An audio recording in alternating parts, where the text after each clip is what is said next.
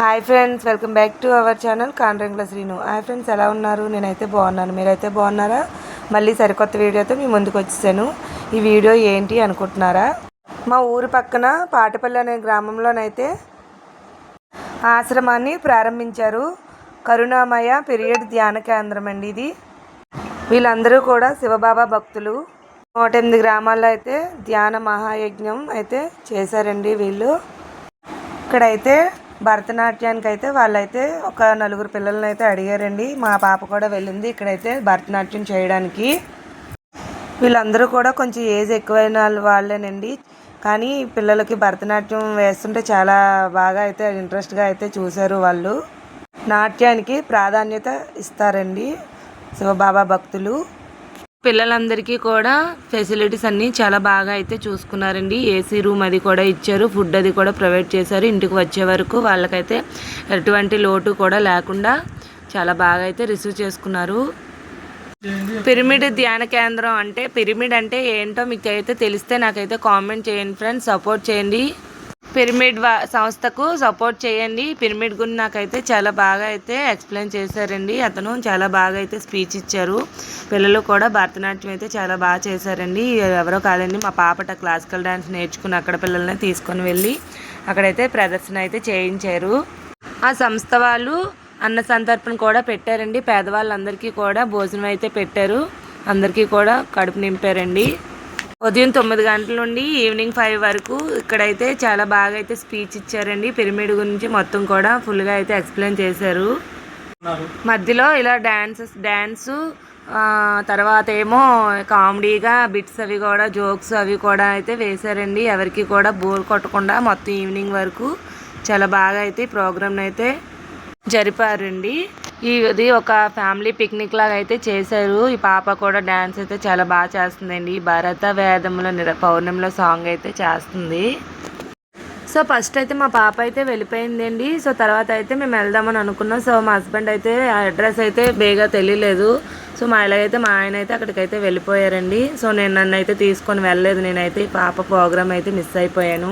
మా హస్బెండ్ అయితే వెళ్ళి మొత్తం అంతా కూడా ఎలా చెప్పారో అక్కడ ఏం చేశారో అన్నీ కూడా నాకైతే చాలా బాగా చెప్పారు. పిల్లల్ని రిసీవ్ చేసుకునే పద్ధతి అయితే చాలా బాగుందండి. పిల్లలకి ఏ అసౌకర్యం లేకుండా చాలా బాగా అయితే చూసుకున్నారండి. డ్యాన్స్ చేసిన తర్వాత పిల్లలకి సన్మానం అది చేసి సీల్స్ కూడా ఇచ్చారండి. సీల్స్ అవి ఇచ్చి గంధం అది పెట్టి బొట్టు కూడా పెట్టారండి. ఒక ఆడపిల్లకి ఎలా చూడాలో అలాగా అయితే వాళ్ళైతే చాలా అభిమానంగా చూసుకున్నారండి. అందరూ కూడా పిల్లల్ని అయితే ముద్దులాడి ఫొటోస్ అవి కూడా తీసుకున్నారు. సో చాలా బాగా అయితే పిల్లల్ని చూసుకున్నారు. చాలా ముద్దుగా అయితే మాట్లాడి చాలా పిల్లల్ని అయితే ఎత్తుకొని ముద్దులాడారండి. ఇక్కడ ఉన్న వాళ్ళందరూ కూడా చాలా వయసులో పెద్దవాళ్ళండి. చిన్న చిన్న పిల్లలు ఏమీ కాదు, వయసులో పెద్దవాళ్ళు, కొంచెం ముసలి వాళ్ళు ఉంటారు కదండి. వాళ్ళందరూ కూడా ఇక్కడైతే ఈ ప్రోగ్రామ్ని అయితే చూస్తున్నారు. శివుడు గురించి శివబాబా భక్తులందరూ కూడా శివుడు గురించి మనం ఎలా పుడతాము, ఎలా జీవిస్తాము, మళ్ళీ ఎలా మనం అంతరిస్తాము అవన్నీ కూడా కళ్ళకు కట్టినట్టు చాలా బాగా అయితే చెప్పారండి. ఆత్మ పరమాత్మ అని మాకైతే చెప్పారు. శివుడిని ఆదిదేవుడు, దేవాది దేవుడు అని అంటారు. ఈ భూమి మీద జీవరాశులన్నీ కూడా శివదేవుని ఆధీనంలోనే ఉంటాయి. అన్ని శక్తులు కూడా. శివుడికి తల్లి తండ్రి అని ఎవరూ లేరు. స్వయంభూగా పుట్టాడు శివుడు పంచభూతాలన్నిటికీ కూడా అధిపతి శివుడే. అందుకే శివుడికి మృత్యు భయం అన్నది ఉండదు. శివుడికి మించిన శక్తి ఈ ప్రపంచంలో ఎక్కడా కూడా లేదు. కొన్ని వేల కోట్ల జీవరాశులు ఎలా పుడుతున్నారు, ఎలా జీవిస్తున్నారు, ఎలా మరణిస్తున్నారు అన్నీ కూడా ఈ పిరమిడ్ ధ్యాన కేంద్రంలో అయితే వివరించారు.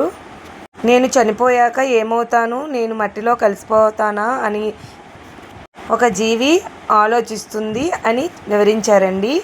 నా ఆత్మ ఎక్కడికి వెళ్తుంది, ఇది రహస్య సందేశమా అని చెప్పారు.